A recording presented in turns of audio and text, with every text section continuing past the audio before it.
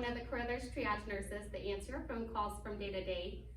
We've gotten a lot of questions over the past few weeks, and we thought it would be helpful to interview two of our doctors for answers to those questions. Today we have Dr. Jefferson and Dr. Dal Porto. So for our first question, do we still feel like children are not as severely affected, and do we know why?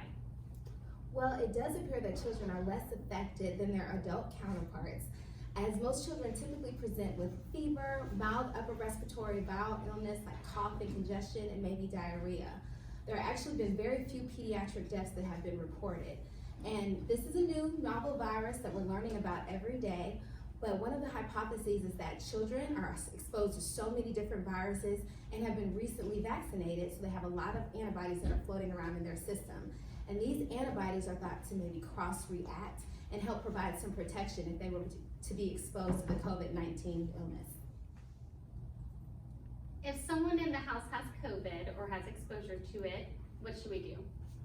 That's a great question. You know, now there's so much testing available that you're going to be running into people that are coronavirus positive or have been exposed to it on an intimate basis.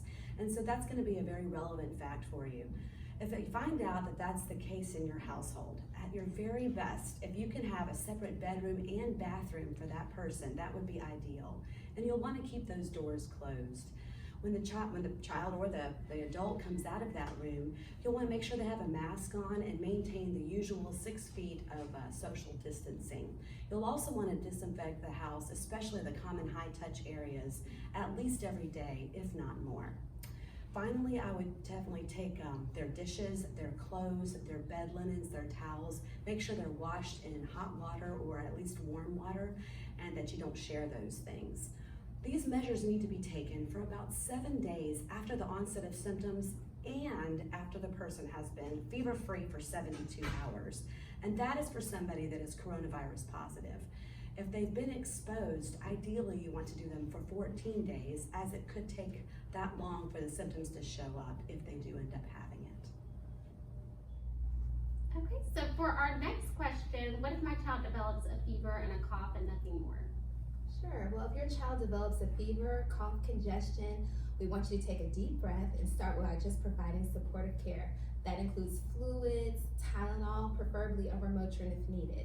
However, if you're concerned for an ear infection, strep throat, or sinus infection, we are happy to see you at our Park Street location in the comfort of your car so that we can provide your child with the adequate care and give them the treatment that they need.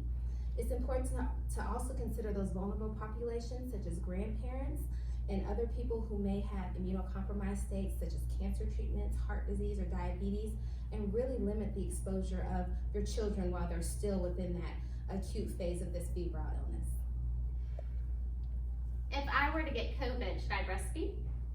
Good question.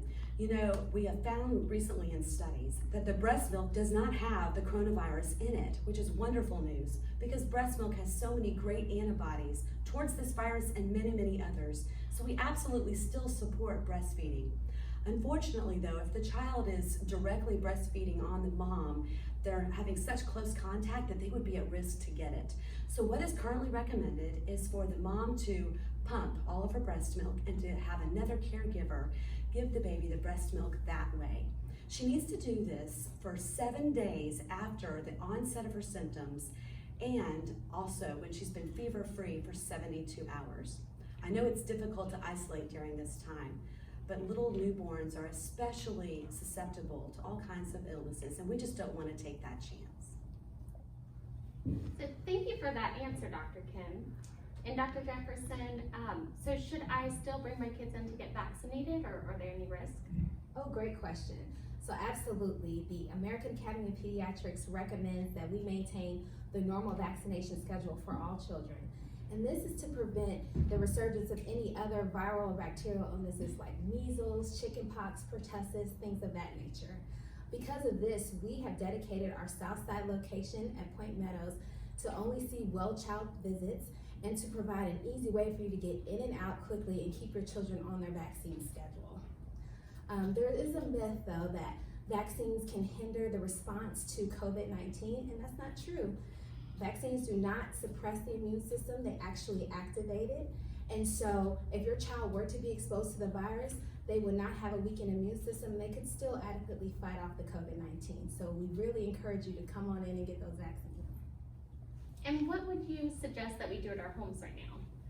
That's such a difficult thing, isn't it? It really is. You know, when we normally have spring break or summer, we just gotta go carefree and enjoy it. And that, I think, is how a lot of this started, with many spring breaks for children. And the big problem with that is not having a routine or schedule. So my strongest recommendation would be to have a good routine or schedule in place. This really helps little children, it helps elementary, and it helps teenagers feel a little bit more of a sense of control and stability in their lives. They know what to expect when everything else seems so unusual and chaotic, and they feel safe in that environment. So in a routine or a schedule, there are a few things I would consider. You want to have some fun family activities, which I know a lot of y'all are doing. I see it on Facebook. So it might be family cooking, family games, crafts, outdoor things. You also want to have some scheduled individual time. I think it's really important, whether you have a little child, a teenager, and definitely a parent, to get some quiet time. So having that scheduled in your life, whether it's during a nap or just in the early afternoon, I think will help everybody to get some peace and calm and help them to be more patient with each other. Another important thing to schedule is exercise. You know, a lot of us in our previously very busy worlds let that fall to the side. This can be a great opportunity to start reinstating that as a daily routine. It's so important, and if you can get some sunshine with that while maintaining social distancing, of course, that would be even better. Studies have shown that sunshine actually elevates our mood and makes us feel better. And so I would encourage you, especially in our beautiful weather, to get outside and enjoy that fresh air. Finally, I wouldn't hesitate to put in your life some time every day if possible to reach out to those sweet elderly people in your lives, whether it's grandparents or family friends. Try to FaceTime them, perhaps have the children write letters, draw pictures, send cards.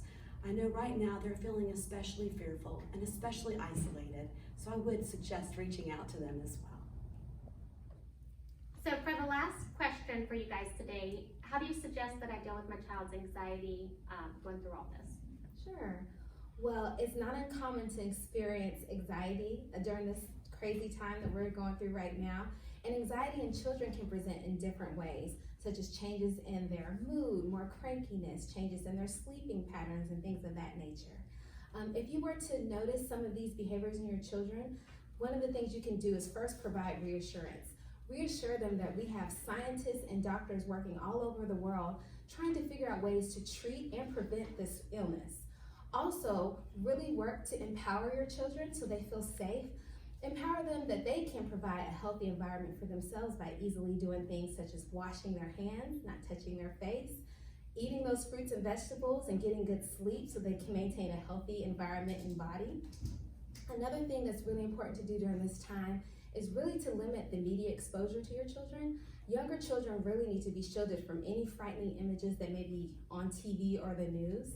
And older children, it'll be harder to shield them, but we really should limit their media exposure as well, and really take time to sit down, ask them what they're seeing and what their concerns are. That way you can address any miscommunication that may arise. The American Academy of Pediatrics website and the healthychildren.org website have lots of other tips and information that you can utilize to approach anxiety in your children. And if you're still having a lot of issues or a lot of concerns, we're happy to talk to you all via our telemedicine platform and discuss your concerns one-on-one with any of the doctors or nurse practitioners in our practice. So thank you both so much for all the wonderful advice that you've given us. It's really helpful and appreciated. We just want you to know, all of our patients and their families and friends, that we're with you during this difficult time. I know that everyday things are changing. It's hard for all of us. And we want you to know that we are staying as up to date as possible, honestly, hour by hour, with the newest recommendations and the newest findings as we not only study about this virus, but also about the hopeful vaccines in the future, which we will certainly provide when they do become available. As Dr. Jefferson mentioned, we do have a sick office at the Park Street location, Riverside, for about 4 weeks now, all to the scene of sick visits, and we see you in the comfort of your car, such that you will not be exposed to any other sick children whatsoever. And then at our Southside office in Point Meadows, it has been all well checkups this whole time. And so we are happy to see your well child there for the vaccines. We'll call you from your car so that there is no waiting anywhere and they can go straight to the exam room. We're all wearing fresh scrubs every day and our masks. We have our telehealth available for certain visits, as you've seen in our last video. But most of all, we just want you to know that we really do care about you and we are here for you. Thanks so much.